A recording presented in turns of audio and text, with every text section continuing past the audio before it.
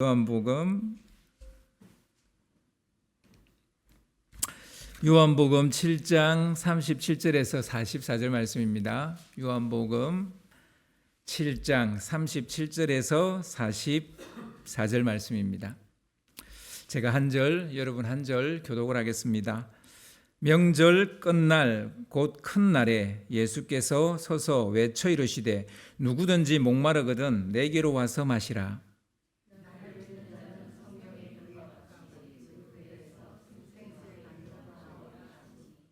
이는 그를 믿는 자들이 받을 성령을 가리켜 말씀하신 것이라.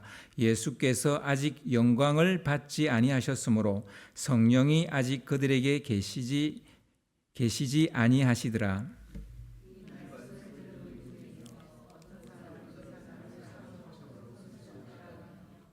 어떤 사람은 그리스도라 하며 어떤 이들은 그리스도가 어찌 갈릴리에서 나오겠느냐.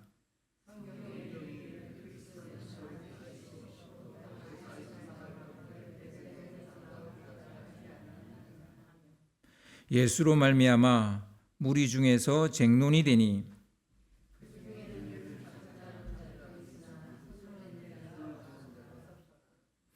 아멘. 은혜 입은 사람의 특징이라는 점으로 같이 말씀을 나누겠습니다. 유대인의 그 명절인 초막절이 다가왔습니다.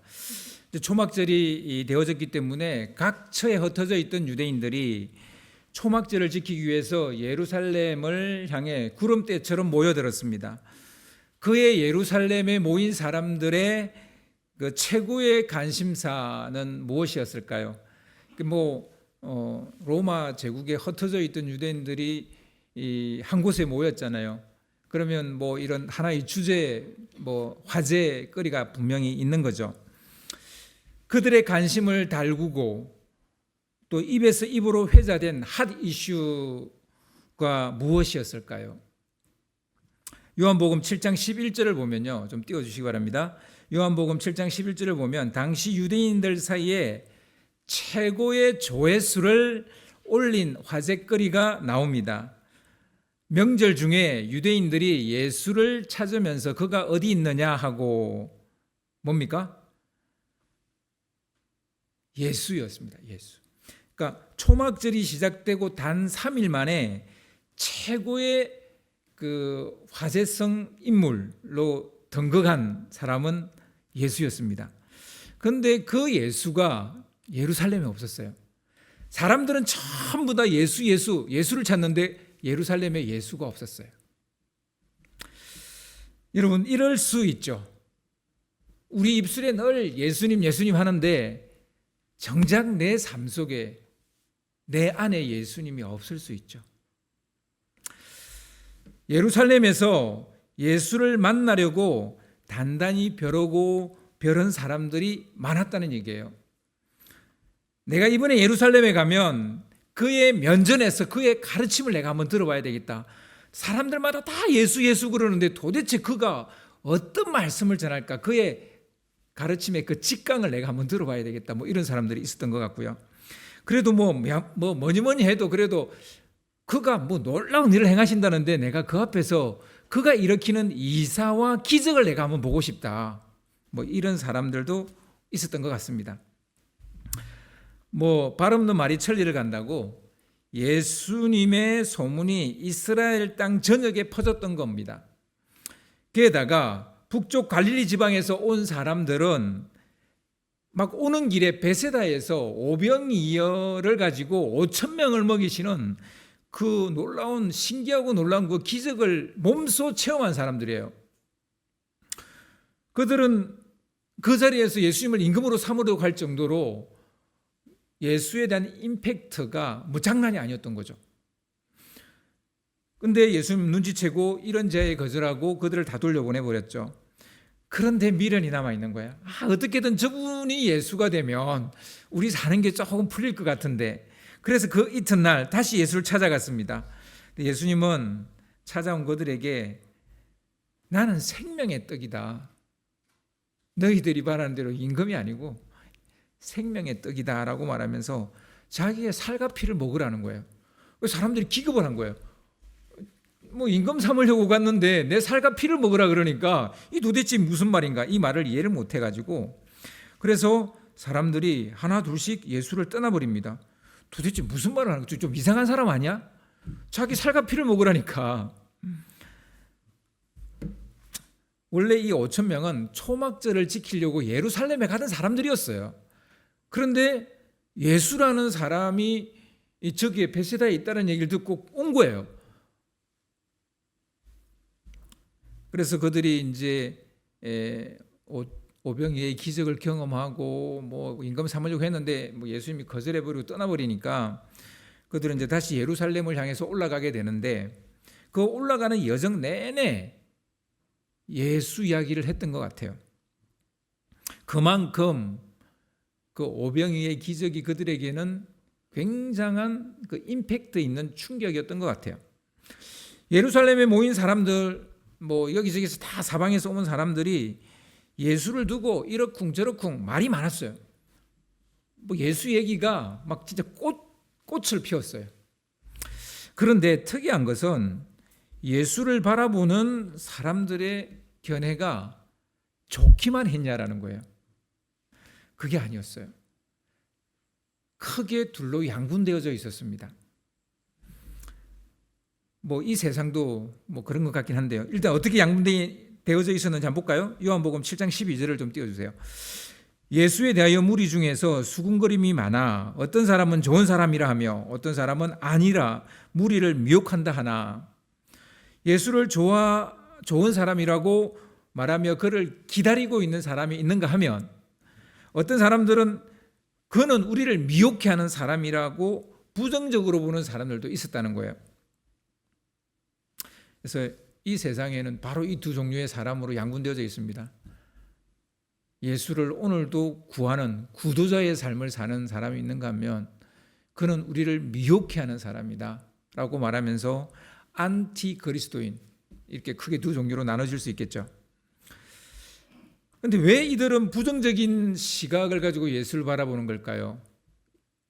베데스다에서 그 38년 된 병자를 고친 사건 때문이라 그랬죠.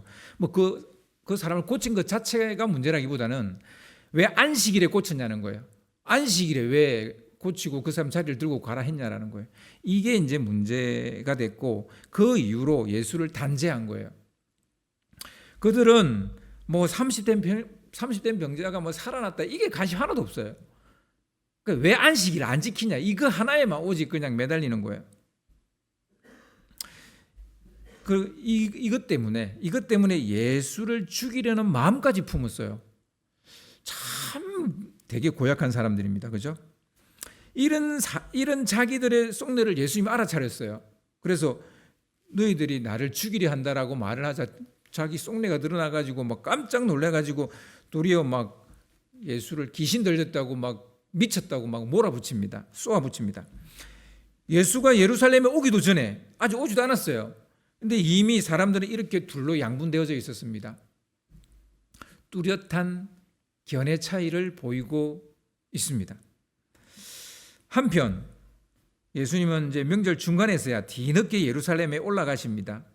뭐 한 수요일 정도 이제 막 올라간 거예요. 올라가자마자 이 양분된 사람들 앞에서 가르치기 시작하십니다. 뭐 그들이 서로 나누어져 있다는 걸 예수님도 뭐 아셨겠죠. 하여튼 뭐 반대하는 사람이든 찬성하는 사람이든 좋아하는 사람이든 싫어하는 사람이든 그냥 다 그들 앞에서 가르쳤어요. 요한복음 7장 14절을 보면 이미 명절의 중간이 되어 예수께서 성전에 올라가사 가르치시니, 예수의 가르침이 양분된 그들을 하나로 묶었을까요? 어떻게 되었을까요? 예수님 정도니까 그들을 충분히 설득했겠지, 하나 되게 했겠지. 여러분 그런 생각하세요? 한번 봅시다. 뭐 봐야 알죠. 요한복음 7장 15절을 보면 띄워주세요. 서로의 견해 차이가 좁혀졌는지는 모르겠으나 가르치는 예수의 학식에 감탄을 자아내는 내용이 나옵니다. 유대인들이 놀랍게 여겨 이르되 이 사람은 배우지 아니하였거늘 어떻게 그를 아느냐. 여기서 그를 아느냐는 이제 뭐 이제 그 그 당시에 썼던 아람어를 알게 됐다 이런 얘기 아니라 학식이 대단하다 그런 얘기예요. 그런 얘기를 이렇게 이제 표현을 한 건데, 배우지도 않은 사람이 어떻게 저렇게 아는 게 많지? 칭찬과 감탄 일색이었어요. 배우지 않은 사람인데 어떻게 저런 놀라운 진리의 말씀을 전하지? 뭐 이런 거죠. 분위기가 그리 나쁘지 않아서인지 예수님은 자신의 가르침의 출처를 이야기합니다. 저들이 막 배우지 않은 사람이 어떻게 저렇게 진짜 막 놀라운 이야기를 하지? 자기가 이런 얘기를 할 수 있는 그 출처를 이야기할 수밖에 없는 거죠. 그래서 요한복음 7장 16절을 보면 나의 가르침은 내 것이 아니요 나를 보내신 이의 것이라 이렇게 얘기합니다. 예수님은 하나님이 자기를 보내셨다고 말하고 있는 거예요. 그리고 하나님이 내게 주신 것을 내가 말하고 있다 이렇게 말합니다. 예수님은 자기가 이렇게 말할 수 있는 것을 자기가 똑똑해서라고 말하지 않는 거죠. 하나님이 내 입에 말씀을 주셨고 하나님이 나를 보내셨다 이렇게 말하는 거죠. 그럼 그걸 어떻게 알 수 있어요? 예수 말이 그런 거지 진짜 그가 하나님으로부터 왔는지 하나님이 주신 말을 전하고 있는지 그걸 어떻게 알아요? 사실 그가 하는 말로 알기는 어렵지 않습니까? 나도 그런 말 할 수 있죠. 예수님도 그들이 이 말을 그렇게 쉽게 받아들이지 않을 거라는 걸 알고 있었던 것 같아요. 그래서 이제 구별법을 이야기합니다. 이게 하나님으로부터 온 건지 아닌지를 구별할 수 있는 구별법, 그거를 이제 말씀하시는데요. 요한복음 7장 18절을 좀 띄워주세요. 요한복음 7장 18절을 보시면 스스로 말하는 자는 자기 영광만 구하되 보내신 이의 영광을 구하는 자는 참되니 그 속에 불의가 없느니라 이 말씀을 하십니다. 그러니까 말하는 사람이 자기 영광만 구하면 그 사람은 스스로 말하는 자예요. 그러니까 자기 영광이 드러나기 위해서 자기 말을 하고 있는 거죠. 그러니까 누가 하나님이 보내신 사람이라 할 수 없는 거죠. 하지만 말하는 사람이 보내신 이의 영광을 구한다면 그 사람의 말은 참이라는 거예요.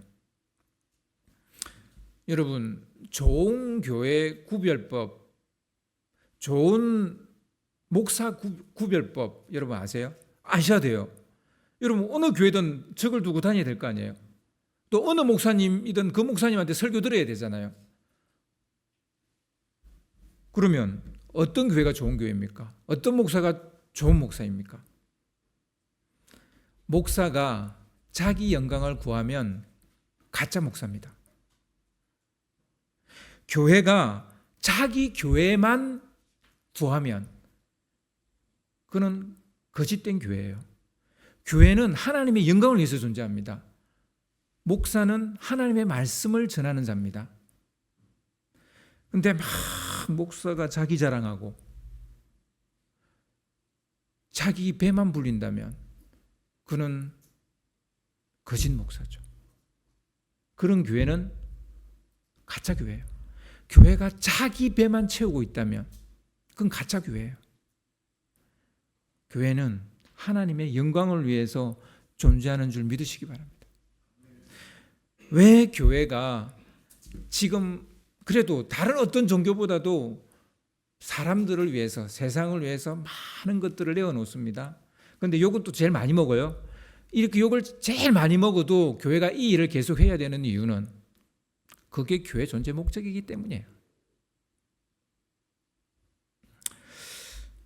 여러분, 보내신 자, 나를 보내신 자, 그리고 우리를 세우신 자의 영광을 구해야 될 줄 믿으시기 바랍니다. 이제 예수님이 가르쳐 주신 구별법이니까 이게 제 생각이 아니에요. 성경에서 그렇게 얘기하니까 여러분 잘 구별하셔야 됩니다. 그래서 그 목사가 좀 영 3000% 빠지면 이야기하셔야 돼요. 목사님 왜 그런 설교를 하세요? 라고 하셔야 돼요. 다시 처음으로 돌아가서 묻겠습니다. 예수는 좋은 사람입니까? 아니면 미혹하는 사람입니까? 졸지에 예수님은 뜨거운 감자가 됐어요. 원하든 원하지 않든 이제 자기 변호를 해야 될 수밖에 없어요. 사람들이 양분돼 가지고 누구는 좋은 사람이다, 누구는 미혹해하는 사람이다, 이렇게 막 서로 논쟁을 하고 있으니까 그 이제 예수님이 싫든 좋든 자기 변호를 해야 되는 거예요. 예수님은 자기는 스스로 말하는 것도 아니고 스스로 온 것도 아니라고 말합니다. 하나님께서 보내셨을 뿐만 아니라 자기의 말이 아니라 보내신 이의 말을 한다라고 말합니다. 뿐만 아니라 자기는 보내신 이의 영광을 구하는 자라고 말합니다. 그러니까 하나님의 영광을 위해서 자기는 말도 하고 앞으로 그렇게 살아갈 거라는 거예요. 이 정도 변호했으면 뭐 귓구멍이 뚫린 사람이라면 알아들어야 되겠죠. 이보다 더 나은 변호가 있겠습니까? 더 나은 변호가 있겠습니까? 예수님의 이 변호 때문일까요? 드디어 사람들의 마음이 한쪽으로 기웁니다. 요한복음 7장 31절을 보면요, 좀 띄워주세요. 무리 중에 많은 사람이 예수를 믿고 말하되 그리스도께서 오실지라도 그 행하실 표적이 이 사람이 행한 것보다 더 많으랴 하니, 이게 좀 애매한 말이에요. 그렇게 예수를 믿고 말을 하는데 그리스도께서 오실지라도 그 행하실 표적이 이 사람보다 많겠냐? 그러니까 이가 그리스도가 맞다라는 얘기를 하긴 하는데 뭔가 조금 좀 깨운치는 않아요. 그냥 이분이 그리스도다 이래야 되는데 그리스도가 온다 하더라도 이 사람보다 많이 표적을 행하겠냐 이렇게 얘기해요. 그리스도라는 거예요, 아니라는 거예요? 그러니까 믿는 거예요, 안 믿는 거예요? 좀 애매하긴 한데 하여튼 이런 말을 합니다. 근데 분명한 건 예수에게로 마음이 지금 기울었다는 얘기예요. 아무리 생각해도 예수가 그리스도가 아니면 어떻게 이런 표적을 많이 행할 수 있겠느냐, 뭐 이런 얘기죠. 근데 그 말이 조금 애매하다는 거예요. 입이 삐뚤어지더라도 말은 뭐 말이야 바른 말을 우리가 해야 되잖아요. 솔직히 그리스도께서 오신다 해도 이보다 더 많은 표정을 해가지 못할 거라는 그런 말을 하는 겁니다. 뭐 썩 그렇게 좀 개운한 그런 반응은 아니에요. 어쨌든 표적이 사람들의 마음을 움직이는데 한몫했다라는 건 알 수 있죠. 그래서 현대인도 마찬가지예요. 이렇게 그 테크놀리지한 세계, 과학적인 세계관을 가지고 있는 세상에서도 여전히 사람들은 그 신적 능력을 구합니다. 그리고 그거에 막 180도 바뀌어요. 뭐 사람이라 어쩔 수 없는 것 같습니다. 이제 분위기가 예수는 좋은 사람, 하나님이 보낸 사람, 그리스도 혹은 선지자 뭐 이런 쪽으로 좀 마음이 기울어지고 있는 것은 사실이에요.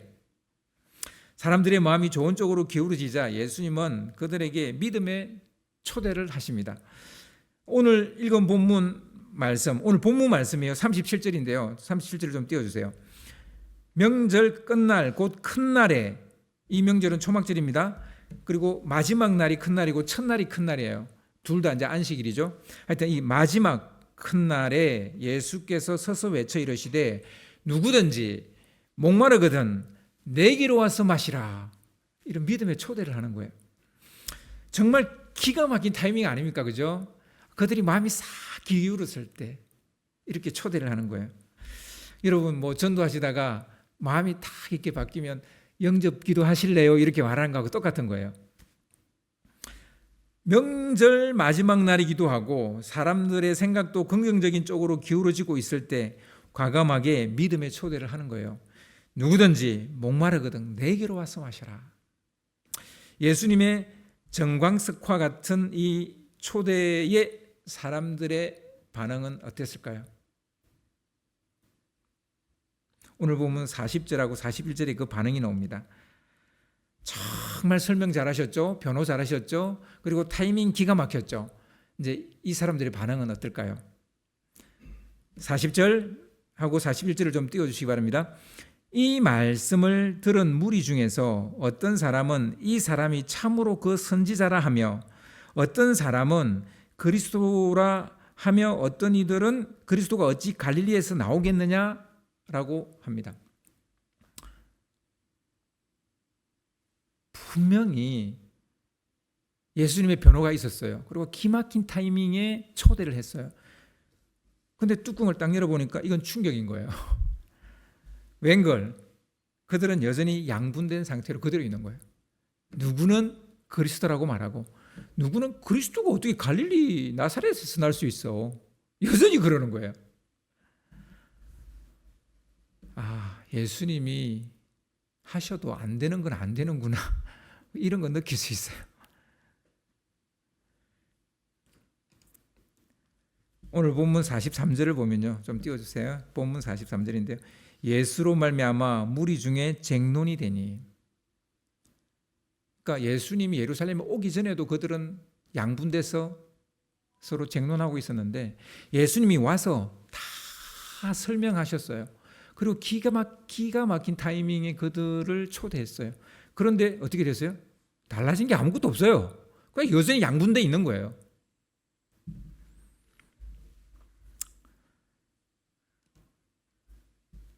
다 자기가 옳다고 논쟁을 하고 있는 거죠. 변한 게 하나도 없습니다. 어째서 예수님의 수준 높은 가르침과 자기 변호에도 사람들의 마음이 바뀌지 않았을까요? 양분된 두 그룹이 하나가 되지 못했을까요? 편견과 오만에 사로잡힌 사람들의 마음을 돌이키지 못했을까요? 물론 계속 지지하는 사람은 계속 지지하고 있어요. 근데 지지하지 않았던 사람들, 그들은 여전히 지지하지 않고 있는 거예요. 여기서 인식론의 방식을 말하지 않을 수 없습니다. 인식론. 예수님의 가르침은 지식을 기반으로 하는 인식론적 방식이에요. 대부분의 우리는 삶의 기술을 이런 방식으로 배웁니다. 그래서 학교에 가면 지식 습득을 합니다. 그리고 이 방식으로 세상을 인식하고 알아가게 되는 거죠. 그러나 안타깝게도 이 방식은 우리가 사는 이 물질 세계의 지식이나 사는 방식은 배울 수 있어요. 그래서 이걸 우리가 뭐 포기할 수는 없어요. 이게 잘못됐다는 것도 아니에요. 중요한 겁니다. 우리가 이 세상을 살아야 되니까. 그런데 이 방식으로 사람의 영혼은 바꿀 수 없다는 거예요. 나의 영혼은 지식적인 방식, 지식을 습득하는 방식으로 바뀌지 않는다는 거예요.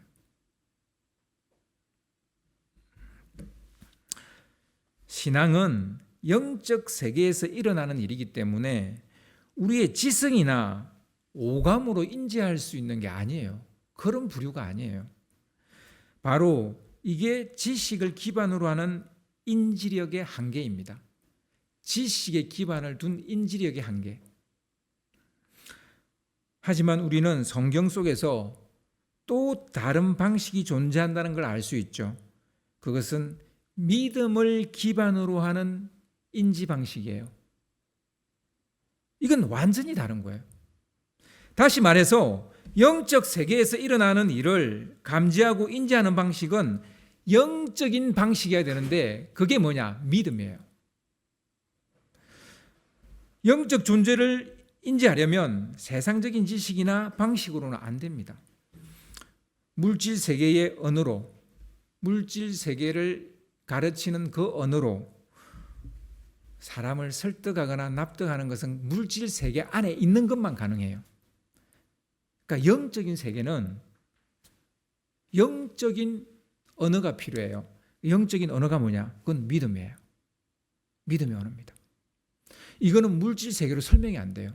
할 수도 없어요. 근데 이제 우리는 이 지성적인 이 부분으로 예수를 설명을 하려고 하다 보니까 굉장히 어렵죠. 오늘 말씀해 보니까 예수님의 그 초대를 우리가 잘 보셔야 돼요. 목마른 자만이 예수님의 초대에 응할 수 있다는 걸 우리가 알아야 됩니다. 그래서 오늘 말씀 잘 읽으셔야 돼요. 누구든지, 우리 이 누구든지에 초점을 맞추죠. 여러분, 누구든지 초점 맞추면 안 돼요. 목마르거든. 그러니까 어떤 사람이든 간에 목마르거든 내게로 와서 마시라는 거예요. 그러니까 모든 사람들 중에 목마르지 않은 사람이 있다 없다? 있다는 거예요. 영적으로 목마르지 않은 사람이 있다는 거예요. 이 사람들은 예수님께 오지 않는다는 거예요. 그러니까 누구든지 목마르거든 내게로 와서 마시라는 거예요. 우리는 그 좋아하는 마태복음 말씀 있잖아요. 수고하고 무거운 짐진 자들아 다 내게로 오라. 그러니까 수고하지 않는 사람은 이 세상에 단 한 사람도 없어요. 무거운 짐을 안 진 사람은 이 세상에 단 한 사람도 없어요. 우리는 죽는 날까지 짐을 지고 가야 되는 게 인생이에요. 그런데 우리가 그 말씀만 좋아하니까 문제인 거예요. 그 다음을 들어야죠. 그런 인생의 멍에가 무거운데 내게 와서 배우는 사람은 쉼을 얻는다는 거예요. 이걸 우리가 빼버리니까 목마른 사람만이 주님께로 갈 수 있고 주님이 주시는 생수를 마실 수 있는 거예요.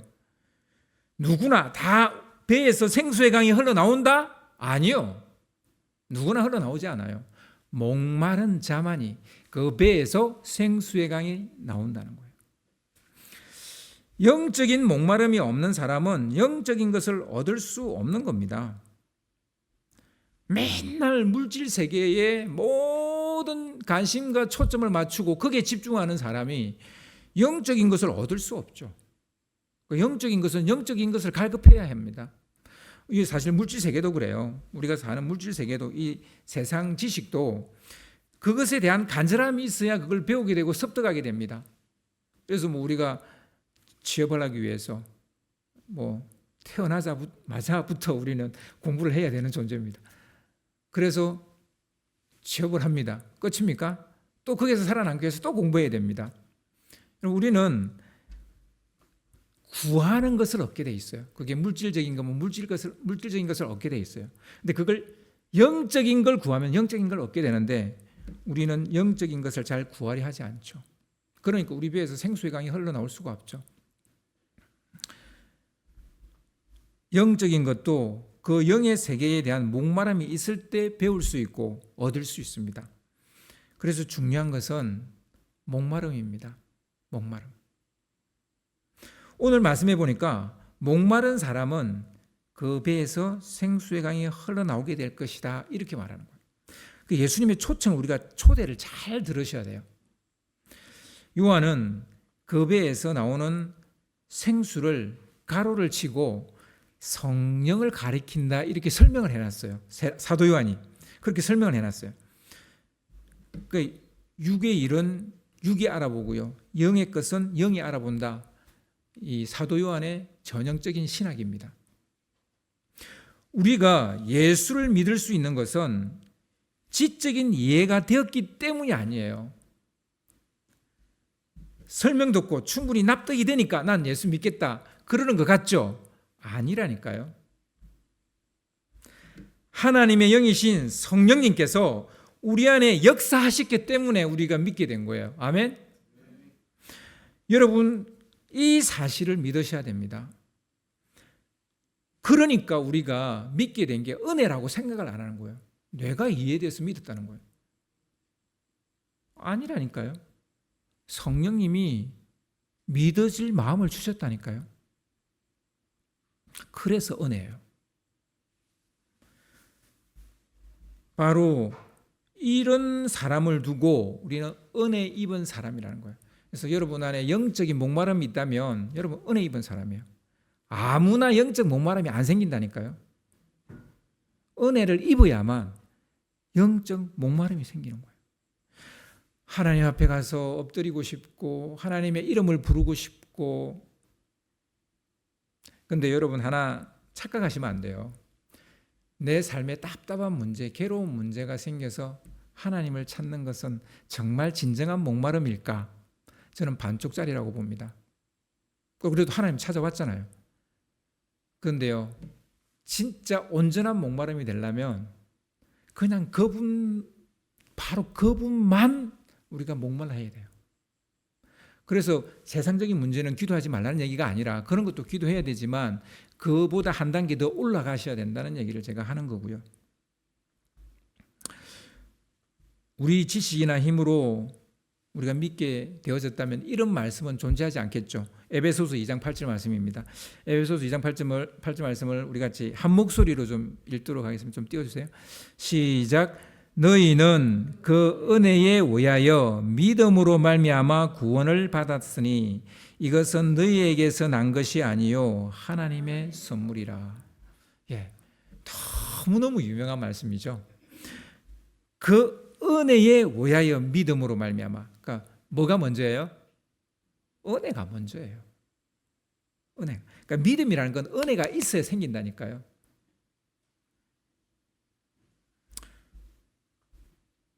하나님께서 주시는 은혜는 영적인 것을 인식할 수 있는 영적인 감각 같은 거예요.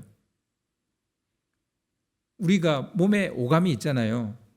이렇게 만져보면 아이 뜨거워, 이렇게 만져보면 아이 차가워, 이런 감각으로 아는 것처럼 영적인 감각도 있는 거예요.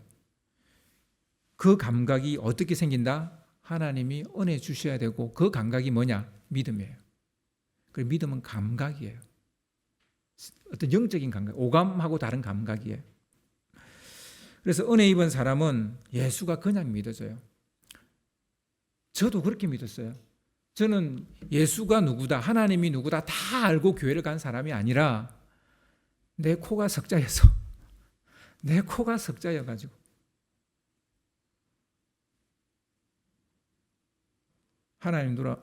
저희 아버님 돌아가시고 대학을 갈 수 없게 되는 지경에 놓였을 때 그냥 교회를 가고 싶었던 거예요. 근데 그때 딱 친구가, 저번에 여기 와서 설교한 그 친구가 기가 막히게 딱 그 타이밍에 교회 같이 갈래? 교회 같이 가볼래? 그냥 따라 나섰어요. 그 친구가 저한테 예수는 누구고 하나님은 누구고 성령님은 누구, 그렇게 설명할 능력도 그애도 안 됐고 그 친구도 안 됐고 그런 설명 없었어요. 그냥 교회 갈래. 교회 갔는데요, 가서 탁 앉아서 십자가를 바라보는데 그 십자가가 뭔지 제가 어떻게 알아요? 거기 예수님이 달렸는지 그 달려서 죽었는지 내가 어떻게 알아요? 몰라요. 그런데 그 십자가를 바라보는데, 강대상 앞에 십자가를 바라보는데 눈물이 나는 거예요. 그냥 눈물이 나는 거예요. 하나님 믿고 싶다는 생각이 드는 거예요. 이거는 우리 그 어떤 지성적, 지식적 어떤 어떤 거 아니잖아요.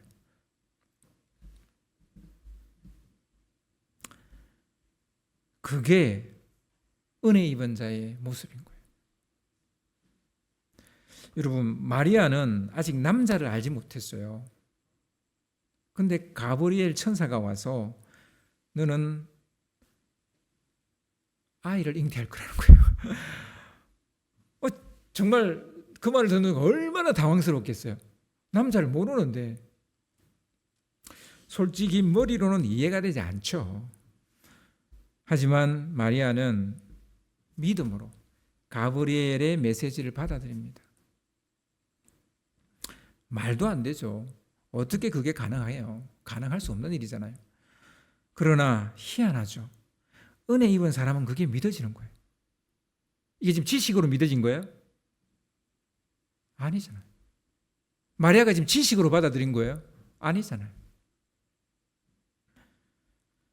성경은 이런 마음밭을 옥토라고 말합니다. 이건 하나님의 말씀과 하나님의 특별한 은혜가 우리 마음을 그렇게 일구어 놓은 거예요. 그래서 옥토가 되는 거예요. 이런 마음밭을 가진 사람들에게는 이 세상 사람들이 이해할 수 없는 일이 일어나요. 그 사람에게는 60배, 30배, 60배, 100배의 결실을 보게 되는 거예요. 세상에서는 될 수 없는 일이죠. 사도 요한은 이런 심령의 상태를 그 배에서 생수의 강이 흘러나온다라는 말로 표현을 했습니다. 성령이 그 사람 안에서 역사하니까 하나님이 하시는 일이 모두 믿어지는 거예요. 난 남자를 모르는데 그 배에서 생수의 강이 흘러나오니까, 하나님의 은혜를 입게 되니까 믿음이 생기고 그걸 받아들이는 거예요. 마리아는 성령에 의해 아기를 잉태하게 될 거라는 것을 받아들입니다. 너무나 중요한 얘기예요. 우리는 이걸 이제 너무 물질적인 세계 언어로 이걸 이해합니다. 아, 마리아가 예수님을 잉태하는데 성령에 의해서 했구나. 딱 거기까지죠. 여러분, 우리도 예수님을 잉태해야 된다는 사실 아세요? 우리 안에 예수님이 있어야 된다고요. 우리 안에 예수님 잉태돼서 우리 안에 내주하셔야 된다고요. 저는 마리아의 이 사건은 이후의 모든 그리스도인의 샘플이라고 봅니다. 육체적인 어떤 아이를 잉태했다라는 개념이 아니라고요. 그 이상이라고요. 예수님이 우리 안에 들어오셔서 내주하시, 그걸 잉태라고 말할 수 있는 거죠. 성령이 우리 안에서 흘러나오는 은혜를 입으면 우리 안에 예수가 잉태되는 줄 믿으시기 바랍니다. 마리아만 그걸 경험하는 게 아니라 모든 이후의 모든 사람들은 똑같은 경험을 해야 되는 거예요. 어느 날 가브리엘 천사는 아니지만 하나님의 은혜로 내 안에 예수님이 들어오시는 거예요. 마리아처럼 예수를 잉태한다니까요. 그리고 내 안에서 영원히 나의 주가 되시는 거예요. 마리아는 우리 안에 예수께서 어떻게 잉태되어 내주하신지를 보여주는 샘플입니다. 좀 이상하게 들릴지 모르겠지만 우리는 마리아가 되어야 됩니다. 남자 여자 구별 없습니다. 우리 안에 예수가 잉태되어 내주하시도록 그걸 누가 한다? 성령이 하시는 거예요. 그 성령이 하시는 일을 사도 요한은 너의 배에서 생수의 강이 흘러나온다는 언어로 표현을 하고 있는 거예요. 제가 제 의지로, 나의 의지로 교회를 갔을 때가 고등학교 2학년에서 고3 올라갈 때 그때예요. 물론 제가 어릴 때 살던 동네에 교회가 있었는데 맛있는 거 준다 그래서 제가 성경학교 간 거지 제가 예수를 믿은 건 아니잖아요. 근데 진짜 내 의지로 내가 교회를 간 것은 고2에서 고3 올라갈 때 그때가 처음인데요. 이제 교회를 갔어요. 갔는데 교회를 갔더니 제일 많이 부르는 노래가 실로암이더라고요. 실로암. 뭐 시시때때로 이 노래를 부르더라고요. 그리고 뭐 낮의 내처럼 밤의 달처럼 그 노래 막 많이 부르고 제가 처음 교회 갔을 때 교회는 그 노래를 엄청 부르더라고요. 뭔지는 모르는데 그 노래 참 좋았어요. 전 뭐 낮의 해처럼 그것도 좋아하고 이 실로암도 너무너무 좋아했는데 그래서 참 열심히 불렀어요. 근데 웃긴 건 그 가사가 뭘 의미하는지 잘 모르고 불렀어요. 뭔가 그냥 위로가 된다 뭐 이 정도 차원이었던 것 같아요.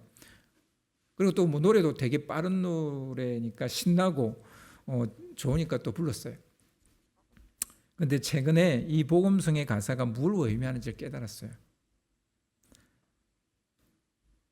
이게 실로암이라는 제목을 붙였는데 왜 실로암이라고 붙였는지 알 수가 없는 거예요. 근데 그걸 알게 된 거예요. 이 노래의 가사 내용의 핵심은 목마름이었습니다. 목마름. 어두운 밤에 캄캄한 밤에 새벽을 찾아 떠난다. 종이 울리고 닭이 울어도 내 눈에는 오직 밤이었어. 그러니까 이는 우리의 답답하고 괴로운 현실이죠. 우리가 처음 만난 그때 차가운 새벽이어서 당신 눈 속에 여명 있음을 나는 느낄 수 있었어. 그런 괴로움 때문에 하나님을 찾았고 목마름이 생긴 거죠.